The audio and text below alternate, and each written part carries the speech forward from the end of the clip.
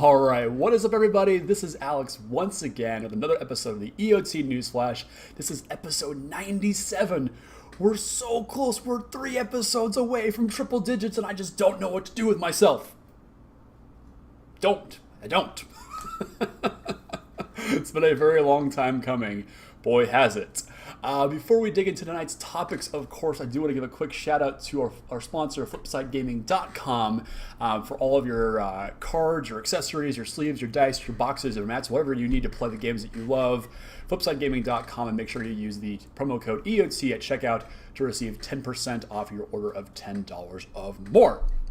Now, 2 big things to talk about tonight. One is more of a continuation of last week's topic, and then something that I'm still trying to process and really can't quite come to terms with until I see some more context. But if there's one thing we're very good at around here at the EOT Newsflash, it's baseless speculation. So, Modern Horizons was announced last week.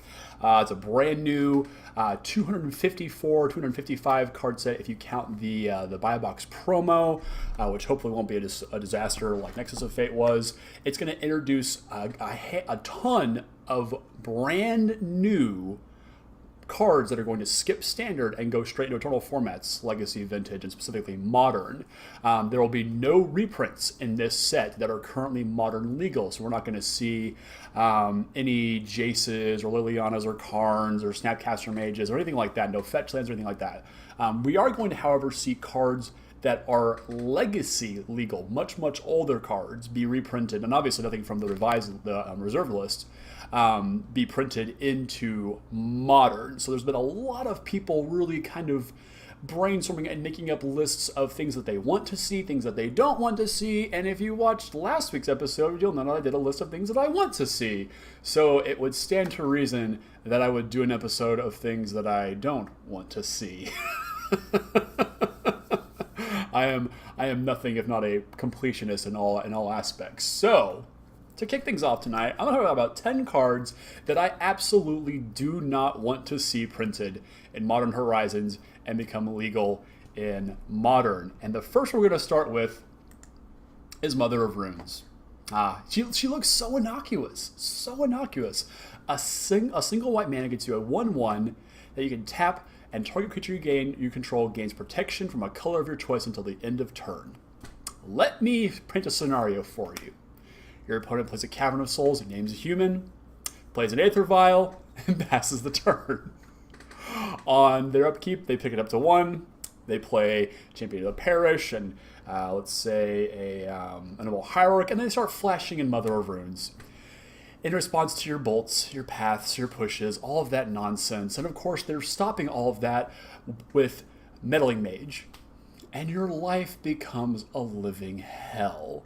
There's a video over on Star City Games where it's Todd Anderson, I think the Todd Anderson and Todd Stevens play a bunch of games where they're playing legacy legal cards in Modern, and Mother of Runes shows up in Modern Humans, and it's disgusting. And I don't want to see that ever. I don't want to see Mother of Runes. Death and Taxes is already good enough, I think, and there's enough other cards I can see them putting into Modern Horizons that would not just completely make things super degenerate. And I think Mother of Runes, as innocuous as it is, especially with Modern being a format of single target removal, it's very cheap.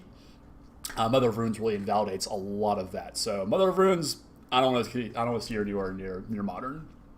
Next up, we have Crop Rotation. We're continuing our 1-mana spell theme here.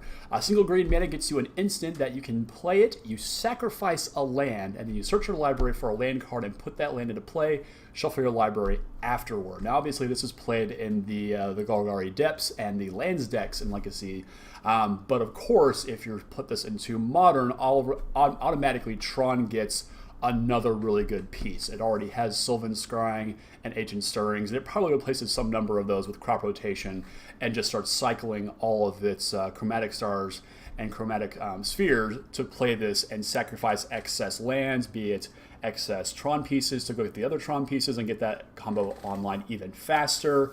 I don't think that Modern needs efficient land tutoring on this level.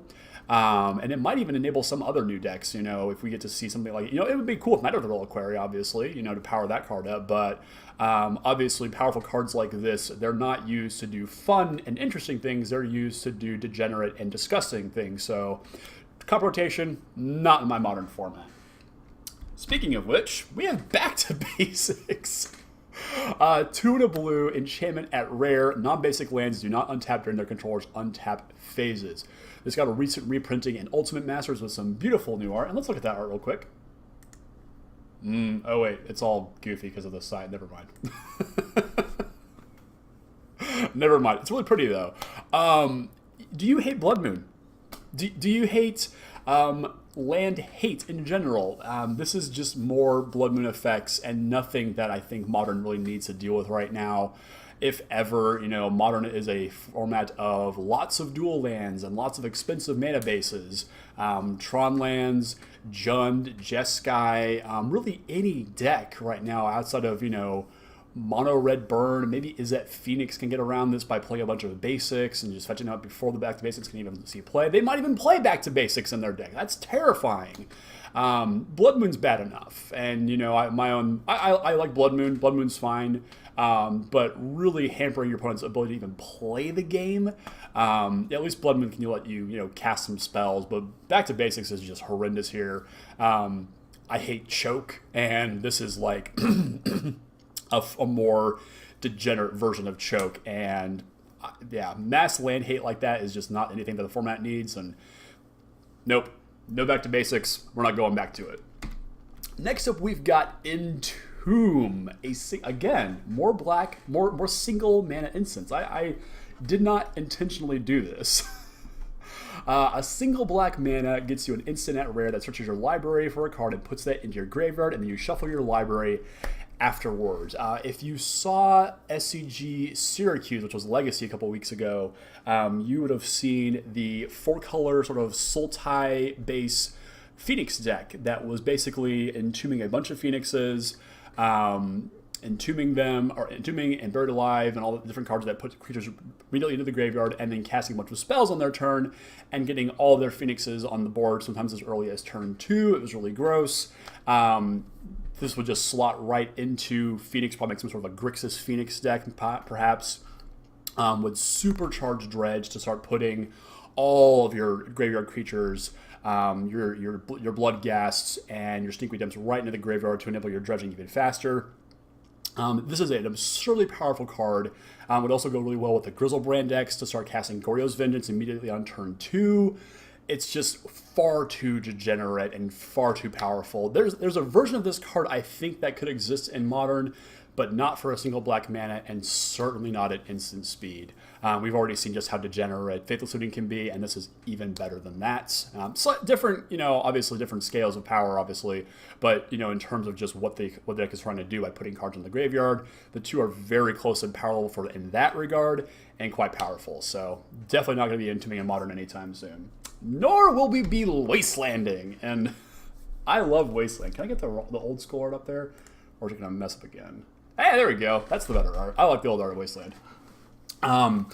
Wasteland's awesome. It's one of the defining features of Legacy. If you go back and watch enough Legacy games, you'll notice that eventually you will see games where neither player has any lands in play, but they have creatures because they all gotten wastelanded.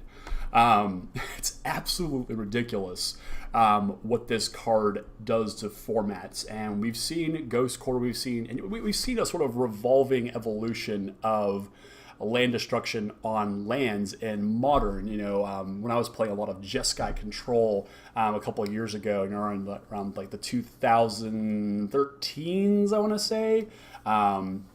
Around that time when like Shenhar was winning the World Championships, Tectonic Edge was kind of the land go-to for targeted land destruction. And then Ghost Quarter kind of took over as the better version, as the better card for that. And now we have Field of Ruin, which has really supplanted all of those, just because it is a way to fix your own mana if you need to, while taking out some of your opponent's lands as well. And Wasteland is just like all of those are down here. Your Field of Ruins and your Ghost Quarters are down here, and Wasteland's like up here. Like it's not even on the same planet as far as I'm concerned.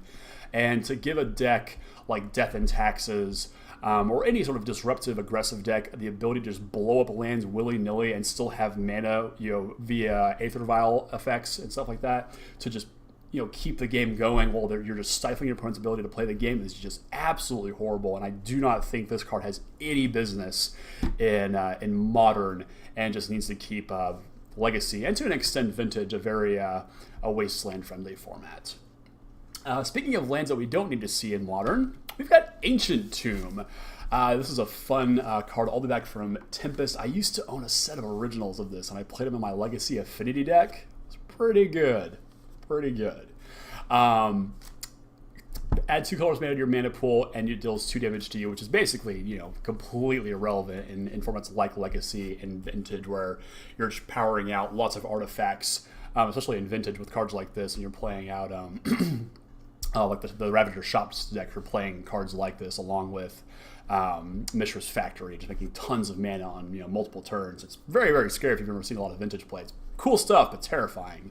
Obviously, we already saw the Eye of Ugin get banned out of Modern, a number of years ago after Eldrazi Winter sort of, just destroyed the format.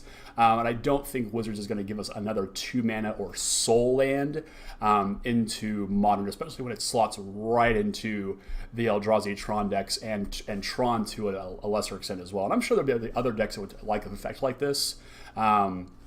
Possibly some of these War Prison decks that want to play, lots of small artifacts, very cheap artifacts all in one turn. This is a great enabler for that, and the life loss is pretty negligible when you're playing a deck that can just kind of shut down all aspects of interaction like War Prison does. But yeah, this is too much mana, and it's too fast, and there's just so little downside.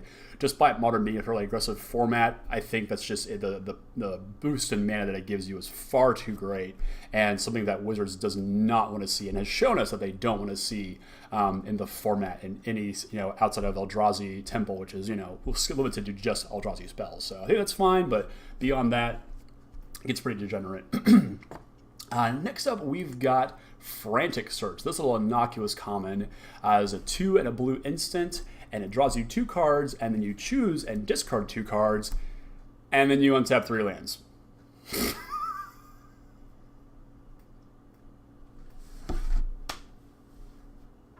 I'm just so glad there aren't any effects like this in Modern right now. Aside from like Wilderness Reclamation out of those really wicked Simic Nexus, or those Sultai Nexus decks that are kind of popping up every once in a while. Cool stuff if you haven't seen that just yet. But instant speed, draw 2, discard 2, untap 3 lands, and just cast more whatever you drew is just... It's just degenerate. There's no reason a card like this needs to exist in Modern, especially when Faithful Saluting already exists. And it's arguable, what's more powerful? Is Frantic Search the better ability? Like compare the two. If you compare the two together, Frantic Search and Faithful Saluting, Faithful Saluting you can cast with a flashback, and it's an investment of 4 mana. But with Frantic Search, you're untapping those lands, and all of a sudden the spell is effectively free. And if you drew another one, God forbid, you cast another one, and that's even more free mana and more free spells effectively. So to put a card like this in Modern when we already have such a powerful spell in Faithful Saluting seems just to be the antithesis of what Modern wants to do in the format. Free mana of any kind is a super dangerous mechanic. You look at Phyrexian Mana, look at Birthing Pod, look at Dismember, Mental Misstep. These are cards that kind of warp formats and not in the right way. And a card like this, generating the free mana that it does, I don't think has any place in Modern whatsoever. I think, Faithful Saluting being as what it is, obviously didn't even get banned last week. We had the ban announcement this week already, and now it got banned, and I think it's on the short list, and I don't think replacing it with Frantic Search is the way that Wizard wants to conduct themselves in this format. So definitely not going to see Modern reprint, at least I hope it doesn't. Next up, we have Natural Order. This is a fun Legacy Elves card here. For 2 green, you get a sorcery. You sacrifice a green creature and search your library for a creature card and put it into play as though it were just played, and you shuffle your library. It doesn't even haste effectively. This is, it's the old wording here. This is, Visions, I believe, is the expansion here. So basically what this does in Legacy, it lets you go and get like Progenitus on turn 2 out of your Elves deck. In Modern, this is just like a turn 3 Terastodon, turn 3 Woodfall Primus, turn 3 Progenitus in some cases. Possibly even faster. I'm not sure. There's a maybe some like a Simian Spirit Guide combination where you get to do the mana even faster than turn 3, but it's just far too fast. It's far too degenerate, and the value that a card like this would generate to go, because it doesn't, like I said earlier, with crop rotation, you're not doing fun and interesting things with a card like this. You're doing stupid degenerate things. You're going and getting Progenitus and Terastodon on turn 3 after you sacrifice your double hierarch. So yeah, it's easy to fight a card like this with counter spells, and you can always just remove the creature, but there's a lot of degeneracy that goes into a card like this, and I think the power level, until we, I need to be proven wrong, I think, on some of these cards, unless Wizards really supercharges the format with, all of these new modern legal cards that they're creating, cards like this I don't think can exist. So unless we see Modern really just kind of like rise in power level with printings of whatever we're going to see, and I'd make the argument that we're not going to see anything too absurd based off of the new Sarah Planeswalker and Cabal Therapist, a card like Natural Order, looking at things like Ancient Tomb and Wasteland, bringing just the power level of the format just way too high. I think Natural Order is a really good example of that, where the format just gets way too strong for a specific kind of deck and just really warps things and not in a healthy way. So it's an interesting card to look at, but definitely not something I want to see across from me in Modern. Next up is a card that I would love to have playable in Modern, and we do have something like it, but it's not the same thing. And that's Hymn to Turok. 2 black mana, sorcery. Target player discards 2 cards at random from his or her hand. Can you just imagine? I'm a Thoughtseize you. Now I'm going to hymn you. Now I'm going to Bloodbraid into a Hymn to Turok, and your hand's gone. The game's over, effectively. This is a really powerful card. Very, very powerful Magic card here. Targeted discard is good. Random discard's even better. And obviously, we're seeing with the new London Mulligan that's getting tested this month at Magic Fest London, where we're trying to decrease the number of non-interactive games. This is a card that really promotes non-interactive Magic in a small way, because it's a random ability, but still just the potential for you to go turn 1, Thoughtseize you, turn 2, this, and it strips both of your opponent's lands out of their hand. Like that, the game is over effectively at that point. Obviously there are decks that want cards in the graveyard like Dredge and Phoenix, but the majority of decks in Modern need cards to play, and for this to hit any card in their hand and potentially strip their lands is really dangerous stuff there. And Wizards is trying to promote interactive Magic, with the London Mulligan, like I mentioned, and hopefully stuff that is coming out of Modern Horizons. Hymn to Turok just really sort of conflicts with all that ideology there, and isn't the kind of card that I think they want in the format when they're so desperate to promote interactive, fun games of Magic. And to cap it all off, if you want to talk about interactive Magic, you can't talk about interaction without talking about counter spells. And the one that I keep seeing on everybody's list, both sides of it, want it in Modern, don't want it in Modern, it's Force of Will. I get rid of my Force of Wills because I never used them. And I'll be kicking myself if, like, day 1 of Modern Horizons spoilers, Force of Will goes up on the spoiler page. I'm going to kick myself so hard. But Force of Will just really is not a card that I think we need to see in Modern, as much as I'd love to see it. 3 blue, instant speed, counter target spell. Has the alternative casting cost of removing a blue card from your hand, so exile in this case from the game, and paying 1 life, and you can cast this for free. So all of a sudden, your human's opponent goes turn 1 land Aether Vial, you Force of Will it, and things are okay. or let's say they play a Goblin Guide, or just any number of things that a turn one play can be just very degenerate in Modern, especially, or even a turn turn two, one, two, and three is where you're kind of like your big turns can come from in Modern. This is a card that really kind of holds the whole thing together. And I don't think, and again, this is where I'm going to need to be proven wrong.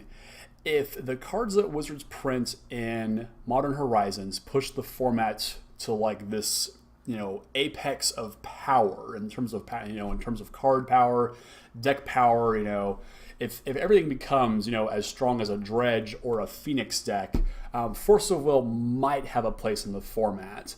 But I don't think that's going to be the case here, because Force of Will is just a stopgap against everything. And when Legacy first had Mental Misstep introduced in it, oftentimes games were decided not by your how many spells you could cast, but it's how many times you could cast a Mental Misstep. If I had 3 Mental Missteps in my opening hand and you only had 2, well, I just won that game.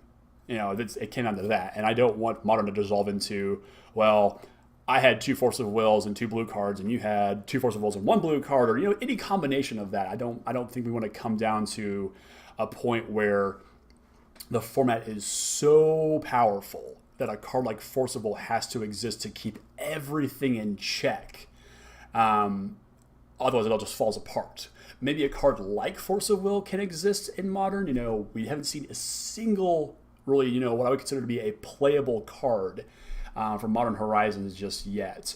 And if they give us something Force of Will-esque, some powerful counter magic, I think we will see. But I think Force of Will, like all the other cards on this list so far, Ancient Tomb, Back to Basics, Crop Rotation, is just like the absolute, zenith of power when it comes to that kind of effect. And I think that really just promotes a very unhealthy view of the format specifically. You look at new players who come into Magic and they look at like Legacy, and all of a sudden they're seeing like things cast for 0 mana, Force of Will, it blows their mind. And I think, with, you hear the name Force of Will, it's a very evocative name. And I think it might even dissuade newer players from getting into the format if this is printed. Sean made a really good point about this, and I hadn't really thought about it up until then. And to mention, Force of Will is a barrier to entry in name alone, because it's just so terrifying. Why do I want to play a format where I have to worry about my spells getting countered out of nowhere? It's a very polarizing card. I've read a lot of really good arguments on both sides of the fence. It's too powerful. It's just powerful enough and would keep everything in check. But I need to see. We need to see cards from Modern Horizons first to say, yes, would be okay. No, this is far too powerful. And maybe there is a state of Modern, or whatever Modern turns into, because obviously with Modern Horizons coming out in the next couple of months, it will destroy Modern as we know it and create something brand new. Maybe Force of Will does have a place in that in the near future. But for the time being, I'm not convinced. So those are my 10 cards that I would not like to see printed in Modern Horizons. Let me know in the comments, of course, what do you guys think? Have I missed anything obvious? I had to make sure I wasn't pulling from the reserved list. I had a couple of cards on this list, and I was like, wait a second, I had to check the reserved list, and like, oh yeah, I can't do that. So yeah, this is a really interesting kind of like just mental exercise to see where can you tweak the dials inside a format by adding new cards before things just fall apart. So it's a fun little exercise, and I'm sure that plenty of you out there have come up with your own list of things you want to see in the format and don't want to see in the format. So let me know down in the comments. I'll be curious to get a dialogue going on that. So moving right along though, also last week, I believe was it Friday? Yeah, Friday. Was that March 8th? I think it was March 8th. Yeah, Friday. We got another announcement, more of just like a hey, isn't this cool kind of thing. If you remember a few weeks ago, we got our first look at War of the Spark, which is the final set in this Ravnica trilogy of sets here, where Nicol Bolas is going to basically become a god, I understand, and he's basically bringing every Planeswalker in existence to the party, and he's going to, like, I guess, try and take the spark from all planeswalkers and ascend to godhood. Well, in that teaser, there was this big tower, and there was some stained glass that sort of lined every window, and in that were different characters, and a lot of us were able to not identify, different planeswalkers. Like we saw Jace and Gideon, some of the more obvious ones. Well, Wizards decided to spoil all of the art. They showed all the art off on Friday. I'm gonna go ahead and throw it up on the screen here real quick. Yeah, there we go. So already we see some moods, Nicol Bolas and Ashiok here. It's all really gorgeous art. And I was thinking, oh, it's just, teaser art. Maybe they'll put this on like some t-shirts or some playmats. We are going to see that Nicol Bolas play art on a playmat, I believe, at PAX this year, and it looks hella good. And I thought this was just some cool promotional art they might use for, t-shirts, mats, deck boxes, sleeves, things of that nature. And to be fair, they're not. This art will not show up anywhere except in this trailer and obviously the Nicol Bolas playmat.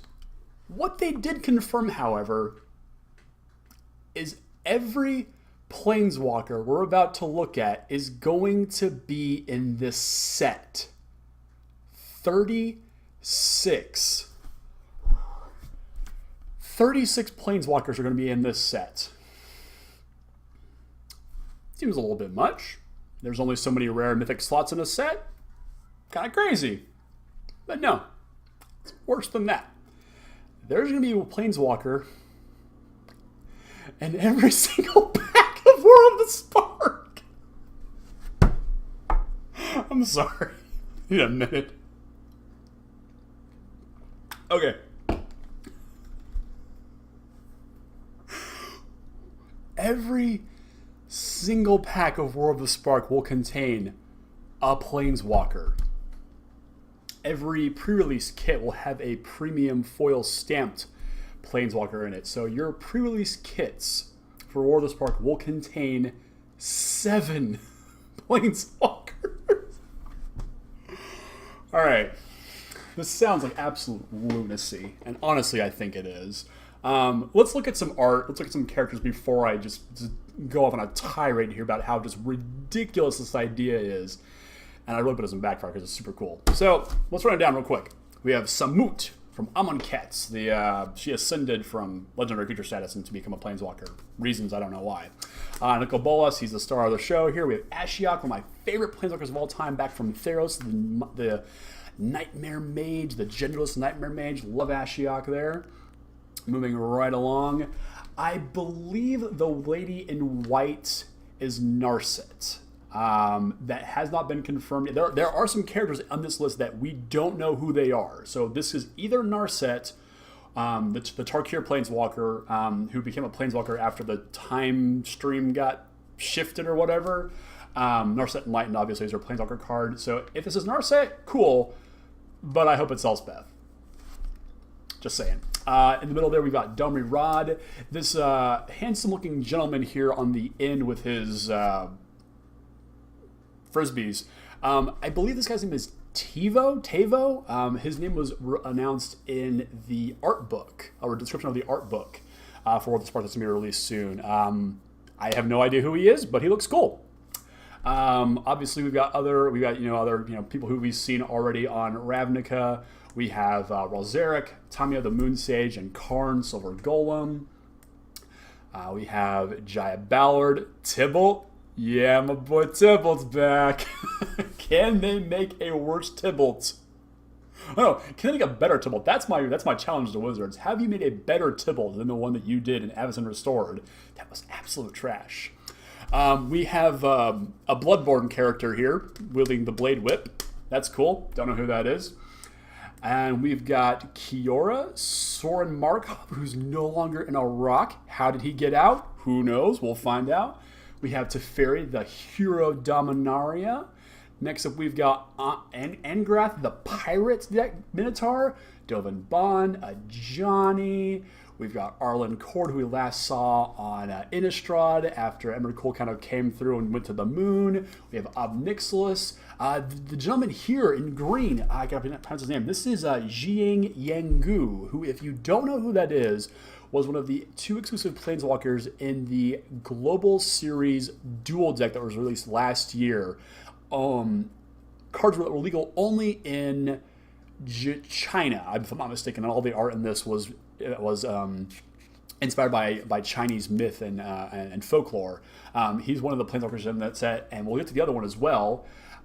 We also have Huatli, the warrior poet, Sarkin. We have Saheeli Rai. The other, and I believe you pronounce her name Mu Yen Ling, who is the other Global Series Planeswalker, or this is Narset, I could be wrong. We have Nahiri, who's looking all kinds of pissed off, probably because Sarkin got out of the rock. We have Ugin, who is, the fact that we're getting Ugin and Nicol Bolas in the same set, hot damn. Next up, we've got Darth Vader. No idea who that is. We have Vraska. We have Teysa. Oh, not Teysa, but Kaya. Kaya, we've seen her recently return in Ravnica. We've got, of course, Jace, Gideon, Liliana Vess. And to wrap it up, we have Nissa, Chandra, and Vivian Reed. 36 Planeswalkers. 36 Planeswalkers in the set. One Planeswalker in every pack of War of the Spark. I think this is a genius idea. I also think this is a terrible idea. Thoughts on why it's terrible so far, to start with. Typically, pre-release and sealed and draft to an extent are very grindy formats. You know, Wizards has been wanting this to promote, more combat-centric Magic, a lot of, on-the-board tricks, not so many, instant speed removal spells. They want things to be on the board. They want the game to look interesting to passerbys. And Planeswalkers exacerbate that even more. So if your opponent and yourself are just taking turns, just like playing a Planeswalker, making it do a thing, playing a creature to defend it, blocking their creature so they don't lose your Planeswalker, attacking their Planeswalker, and they're blocking with their creature so they won't lose their Planeswalker. And the whole time you're just playing more Planeswalkers and gaining more incremental advantage from these Planeswalkers, the games are going to go till the end of time. Especially if you have multiples of the same one, that's just going to be absolutely absurd. Obviously, we have no idea what these Planeswalkers do yet. So this is all, again, the best thing we do on this show is, of course, baseless speculation. So there's a ton of issue with this. Planeswalkers are super exciting. The one thing that I know everybody wants to sit down and open up at a pre-release or a draft is, did I open a Planeswalker? If you saw our Thursday Night Throwdown last week, and it's going to continue tomorrow night, we have Planeswalkers. So they're very iconic. Obviously, they are the Mickey Mouse. They are the Iron Man of the Magic brand, and they want to sell the hell out of this set because this is supposed to be the end of all things for Sparks or whatever. So I'm a little unconvinced that this is a smart idea from a gameplay perspective, just because the games are going to grind and grind and grind and grind and grind. Simply because, obviously the Planeswalkers are going to do what they do best. Jace is going to draw cards, this is going to make some land, some mana, Chandra's going to shoot your face, but the rest of them, it's all kind of up in the air because are they all going to be mythics? And this is the part where I really start to my mind starts to unravel. Mythic rarity lets you do stupid things. That's just the nature of a mythic rare. Rares lets you do cool things, not stupid things. Well, it's in some cases. But to put one in every stinking pack, they all have to be balanced, right? So if they're all rare, they're going to be doing, relatively interesting things. The original Lorwyn 5, the original Planeswalkers we saw, all did pretty basic things as far as their color is concerned. Jace drew cards, Johnny gained life, Liliana made your opponent discard cards. There's not a whole lot of flexibility you can put at the rare level. But when every single Planeswalker's in the set, I honestly think we might see these drop down to uncommon. And that really decreases the power level of the Planeswalker in general. And I think this is where Wizards is going to hopefully knock it out of the park by completely redesigning what we know as Planeswalkers and Planeswalker cards in general. We saw recently in Dominaria, the sagas were revealed, and they were very, very cool. And we do see them, see play. Obviously, saw a lot of play in Limited. saw a little bit of play in Standard. And if you go back and listen to some old Mark Rosewater podcast, he talks about the original design of Planeswalker. So they came down, did one ability, then another, and then a third ability, just like sagas do. And I think there might be some tinkering with the Planeswalker formula to make them behave kind of like that. So that they do a thing, another thing, and then their ultimate ability. Maybe some of them, go the opposite direction. Maybe some of them only, I don't even know. Maybe they'll have ETB effects, like the sagas. Well, the sagas don't really have ETB effects, but Saga, have these Planeswalkers have an ETB effect. Play Nissa and get a land. Play Jace, draw a card. Play Gideon, get a soldier. Things like that we might see, just because, again, when you put this many of a card type in a set, they can't all just be, card liberateds and Jace the Mind Sculptors. You can't have a set full of those. You have to have things that are more, down to earth. So we saw all those legendaries in Dominaria, which worked out really well, and I think we're going to see something very similar here as well. So ETB effects on Planeswalkers, 2 abilities on Planeswalkers plus an ETB, only minus abilities on Planeswalkers. The sky is literally the limit, and it isn't at the same time, just because of the complexity that Planeswalkers invoke, and just the design space that you have to kind of keep everything balanced in. I can't imagine how they're going to figure out a way to keep Tybalt and Nicol Bolas about here, power-wise. And obviously there's going to be some fluctuation. Some are going to be better than others, but it's very, very bizarre. I'm really curious, once we get closer and we get to see the reveal of what these things are actually going to do, what the hell they were thinking when they came up with this idea, because this is bonkers. And I'm very excited for it. Like all things, I'm, eternally optimistic. But, much like at Modern Horizons, I'm scared what it's going to do to the format. I'm scared about what these 36 Planeswalkers are going to do to limited format. But at the same time, I'm very excited for what they're going to do for the format. So let's just, quickly just kind of run back through the card art, because it's so gorgeous. I'm so bummed that they're not going to put any of this art inside actual cards. It's all just for like promotional stuff, but man, just what a bummer, because all this art is just gorgeous here. And at the middle of it all, Nicol Bolas. So that's the end of my rant for tonight. Thank you so much for watching, as always. Let me know, again, down in the comments, what do you not want to see come out of Modern Horizons? What do you want to see come into Modern Horizons? Who is Samut fighting in her art? Is that Dovin or Karn? I'm getting ahead of myself here. Yeah, let me know down in the comments what you guys are ready to see. Who do you, what do you expect these Planeswalkers to do as well? What can they possibly have done to make everything fair and balanced when you've got 2 mana Planeswalkers and 8 mana Planeswalkers that are, obviously, historically coming into a set together.